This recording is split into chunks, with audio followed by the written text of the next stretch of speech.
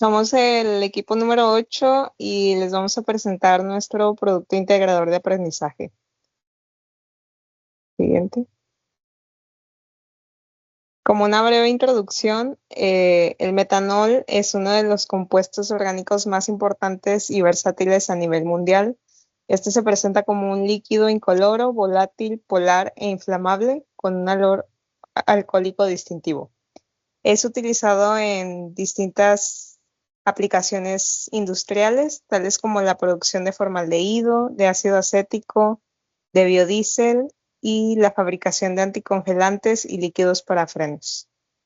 Sus métodos de producción, este puede ser obtenido a partir de dos métodos distintos, a partir de la síntesis de gas o bien a partir de la hidrogenación de dióxido de carbono. Ahora, en cuanto a su producción en México, en el año de 2024 se registró un intercambio comercial total de 62 millones de dólares, siendo el Estado de México la entidad federativa con más ventas. Asimismo, México presenta un proyecto bastante importante que es Mexinol, que es básicamente una planta de producción de biodiesel que tiene una capacidad de 6.140 toneladas métricas de metanol en un día y se espera que esta opere en el año de 2028. Por ello, en este proyecto vamos a analizar este proceso de producción de metanol, haciendo análisis económicos y de optimización. Primero, en cuanto a la selección de la ruta química, partimos de el primer método, que es el syngas, que involucra las reacciones químicas que se muestran. La siguiente. Mientras que la hidrogenación de dióxido de carbono cuenta con 4 reacciones químicas. Ahora, para poder hacer o considerar, mejor dicho, los factores económicos que involucra cada ruta química, debemos de considerar los costos de materias primas, los cuales se muestran en la tabla 1. En el caso de la primera ruta química, esta registró una ganancia bruta de 0.0992 pesos, mientras que la hidrogenación de dióxido de carbono registró una ganancia bruta de 0.1833. Ahora vamos a ir a la producción y mercado para subproductos. Primeramente para el proceso a partir de gas de síntesis tenemos los subproductos que serían agua, el dióxido de carbono y el monóxido de carbono. El agua puede ser tratada para ser descargada o puede ser incluso reutilizada en el mismo proceso. El dióxido de carbono también puede ser aprovechado siendo recirculado. Y el monóxido de carbono puede ser recirculado también en el proceso o recolectado y después pues ser vendido. Y para la hidrogenación de dióxido de carbono tenemos los mismos 3 subproductos y aparte tenemos el etanol y el dimetiléter. El etanol y el dimetiléter, pues su formación resulta mínima, entonces son despreciables en el proceso. Tenemos factores técnicos de seguridad. Bueno, primeramente mencionar que el metanol es tóxico e inflamable. Dicho esto, pues proseguimos al proceso a partir de la síntesis de gas, a partir del syngas, que tenemos el subproducto de monóxido de carbono que es extremadamente tóxico e inflamable, el hidrógeno molecular que tenemos que es altamente inflamable y tiene una alta difusividad, siendo un gas, y por último el dióxido de carbono que es asfixiante.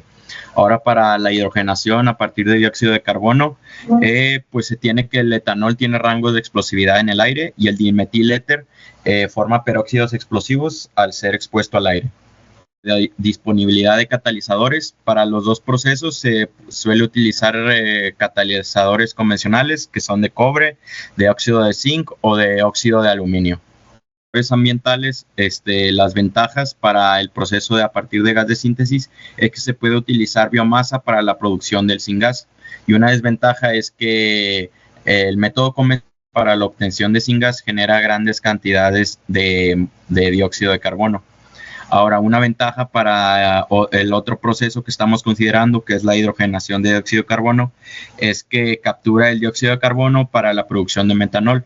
Pero una desventaja es que si se trabaja con hidrógeno gris, pues se siguen generando gases de efecto invernadero. Y bueno, ya en base a todo esto tomamos la decisión de la ruta química. En este caso podemos observar en la tabla 4 la ganancia bruta de la ruta 2 resulta ser más alta que la de la ruta 1. Sin embargo, en el caso de la ruta 2, que es hidrogenación de dióxido de carbono, los subproductos etanol y dimetiléter se producen en cantidades muy mínimas, de manera que no pueden ser recuperados y pues no se genera una ganancia directa de los mismos. La siguiente, por favor. Por ello, nos optamos por irnos hacia la ruta de Syngas. En términos de factores ambientales, esta es favorable debido a que trabaja directamente con biomasa, evitando la liberación de combustibles fósiles, así como los costos que implica la producción del syngas. Y en cuanto a la hidrogenación de dióxido de carbono, otra desventaja que implica es que la disponibilidad de dióxido de carbono de fuentes concentradas resulta ser un desafío, además de que la producción de hidrógeno verde resulta ser más costosa que otras formas de hidrógeno. Ahora pasamos al diagrama de proceso. En este caso tenemos la entrada al compresor, que en su mayoría es metanol con dióxido de carbono y monóxido de carbono e hidrógeno. Y pasando a un compresor, utilizando también un calentador seguido del reactor CCTR, donde va a pasar a una columna de flash para la separación de vapores y líquidos. Y por último va a pasar por otra separación, que es una columna de RAT. En este caso vamos a ver primero el diseño del reactor. Para este caso se va a operar en fase de vapor. Esto no es muy común, pero es posible, ya que además explica que la reacción en conversión de gases es más eficiente y controlada. Por eso en la tabla 5 se demuestran los rangos de temperatura y de presión en la que opera, que son de 220 a 280 grados Celsius y una presión de 50 a 100 grados de atmósferas, con un volumen de 5.000 litros. En este caso tenemos la cinética de las reacciones, donde tenemos reacciones de equilibrio. En el primer caso tenemos la hidrogenación del monóxido de carbono para producir el metanol, y en la siguiente también tenemos el monóxido que va a reaccionar con el hidrógeno para producir el metanol y el agua. En este caso tenemos las reacciones en fase, como se muestra en las configuraciones, utilizando la ecuación de la expresión, utilizando una curva de equilibrio en base de fugacidad. Siguiente, por favor. Para el separador flash, la separación de la corriente va a salir, que va a salir del reactor, va a querer separar en la parte superior, que es el vapor, componentes como el hidrógeno, el monóxido y el CO2, dejando por la parte inferior en la columna los líquidos. En este caso se van a tener en su mayoría agua y metanol. Esto va a operar a condiciones de 60 grados Celsius a 10 bar, perdón. Siguiente. En este caso tenemos en la figura 5 los resultados del separador flash, y como se muestra los resultados de la corriente de vapor, que es la FB1, tenemos en su mayoría el hidrógeno, el monóxido y el dióxido de carbono, y en la corriente FL101 es la corriente del líquido. Como se muestra, tenemos una fracción másica de 0.439 de agua y una fracción de 0.559 de metanol. Esto con una corriente de 11.840.1 kilogramos por hora. Siguiente. Ahora bien, pasamos a la columna RAD-FRAC. En este caso, diseñamos una columna RAD-FRAC en la que deseamos purificar al menos el 95% de metanol, considerando que también el metanol es el más volátil, ya que tiene una temperatura de ebullición menor respecto a la del agua, que es a 100 grados. Por lo tanto, el metanol saldrá por la parte superior y el agua por la parte inferior de la columna. Siguiente, por favor. Ahora bien, para condiciones de operación, lo que hicimos es variar la temperatura del reactor.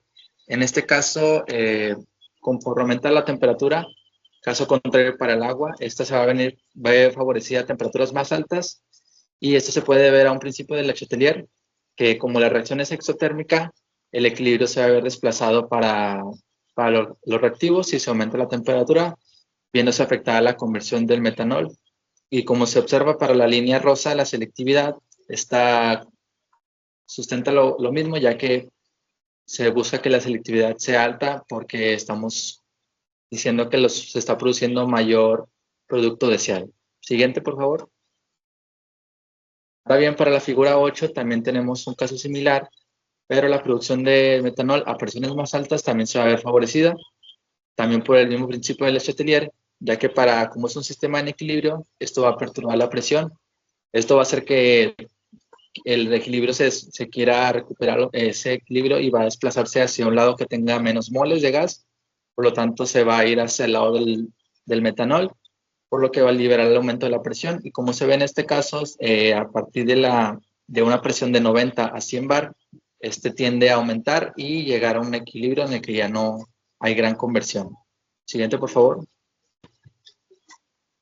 Ahora bien, ya tenemos, habiendo visto los gráficos anteriores de temperatura y presión, en la tabla 6 vemos las condiciones factibles de operación, debido a que a temperaturas más bajas, que era la que se estaba operando de 220 grados, y una presión alta de 100 bar, esto nos va a producir un metanol a la salida de 10.923 kilogramos por hora, y en la figura 8 se ve la configuración del reactor CTR, utilizando estas condiciones óptimas. Ahora bien, vamos a hablar de la optimización de reflujo de RadFrac. Para encontrar el reflujo óptimo utilizamos la herramienta de WSIM. Esto para optimizar los costos de operación y los costos totales, con la finalidad de simular la columna RadFrac como se simuló en Aspen. Esta a las mismas condiciones y el flujo molar, y encontrar el reflujo óptimo utilizando el reflujo mínimo con diferentes múltiplos. Más adelante lo vamos a explicar. Siguiente. Siguiente, por favor. Ahora bien, en la figura 10 tenemos... Ok. Dale una para atrás, por favor.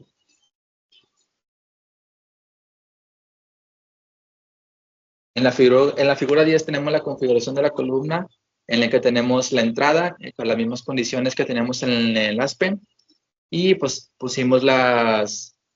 colocamos el metanol como el más ligero y el agua como el más pesado, utilizando una presión en el condensador de un bar.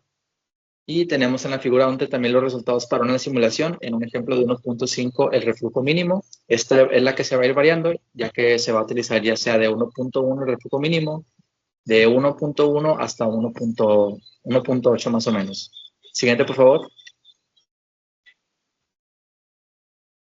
Ahora bien, en la figura 2 tenemos los resultados para la corriente del destilado, en lo que nos da una temperatura de 338 Kelvin a la presión de un bar. En este caso vamos a tener un destilado de 206.642 kilomol por hora, y para la corriente de los fondos tenemos una temperatura de 374 Kelvin, igual a un bar de presión, y con un flujo molar de 288.972 kilomol por hora. Siguiente, por favor. Por último, se observa esta gráfica de costos contra reflujo. En este caso, fuimos variando el reflujo mínimo a diferentes múltiplos, en lo que nos daba un reflujo ya de operación.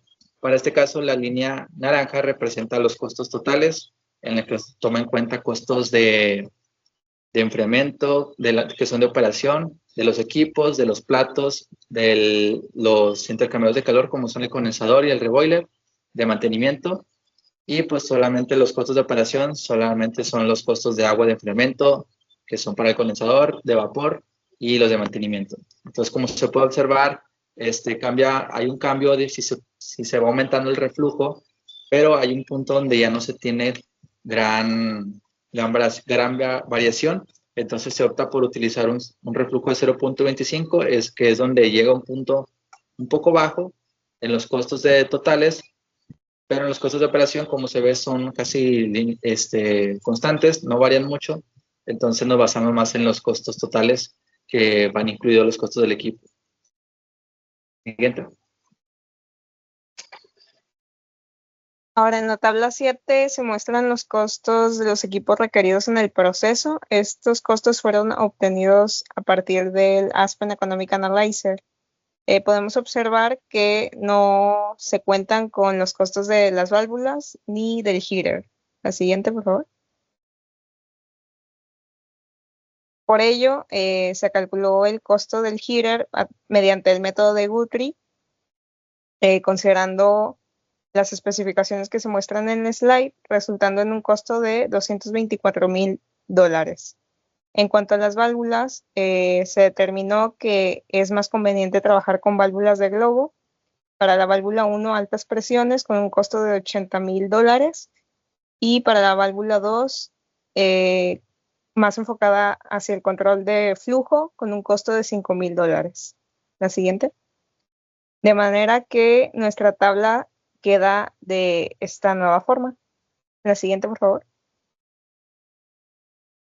Posteriormente, realizamos la evaluación económica considerando la producción de metanol en toneladas por año. Con esto se calcularon los ingresos anuales considerando el costo del metanol, resultando en $21,145,115 al año. Posteriormente se calculó la inversión inicial considerando la inversión fija, así como el capital del trabajo, resultando en una inversión inicial de, ¿se puede regresar por favor? De $57,008,528. Posteriormente se consideró la vida útil del proyecto. En este caso estimamos una vida útil de 10 años y un impuesto sobre la renta de 30% para calcular el BPN, la TIR y el payback. El BPN en este caso resultó ser de $44,446,260, la TIR del 26% y el payback de 3.45 años. En base a estos resultados, podemos decir que nuestro proyecto presenta una excelente viabilidad económica con indicadores que sugieren una inversión sólida, rentable y con bajo riesgo financiero. La siguiente. Por último, tenemos la integración de energía de este proceso y bueno, para esta integración se utilizó el método del punto de pliegue, donde partiendo de las temperaturas de las corrientes y los flujos que nos arrojó el Aspen, se determinó la recuperación de calor con el fin de obtener las temperaturas. Y bueno, en esta gráfica en esta tabla podemos observar las 5 corrientes del proceso con la temperatura de entrada y la temperatura de salida para después también calcular con el flujo y la capacidad calorífica en kilowatts sobre grados Celsius. Después también utilizamos un delta T de 10 Celsius y se trabajó con las temperaturas de corrientes calientes. Después se ajustaron las temperaturas para poder realizar el gráfico de intervalos de temperatura, que es el que estamos viendo en pantalla, también calculando las entalpías de cada corriente y bueno, obteniendo la cascada de calor modificada, donde el valor más bajo de la cascada de calor original es 2.472, obteniendo que en el punto de pliegue es donde R sea valor a 0. Y bueno, por último tenemos el diagrama de redes, donde se puede observar que tenemos todas las corrientes que fueron utilizadas, las 5 corrientes, y solamente tenemos 2 intercambiadores de calor, ya que solamente estas 2 cumplen con que debe ser encima del punto de pliegue cuando FCP frío debe ser mayor o igual a FCP caliente, y también por el punto de pliegue debe ser la condición al revés de intercambiadores de calor. Se puede ver que por encima del punto de pliegue se cumplen con los servicios mínimos de las corrientes calientes. No se necesita una red de calentamiento externo, solo hay 2 intercambiadores, ya que pues solamente son los que cumplen con este. Y por último tenemos la conclusión, que se compararon distintas rutas químicas que nosotros utilizamos la vía de gas de síntesis de syngas, ya que presenta una mayor viabilidad operativa, disponibilidad de materias primas y menores complicaciones. Sin embargo, también el BPN positivo nos dio un TIR de 26% y un periodo de recuperación de 3.45 años. Y bueno, este nos puede decir que es una rentabilidad para el proyecto.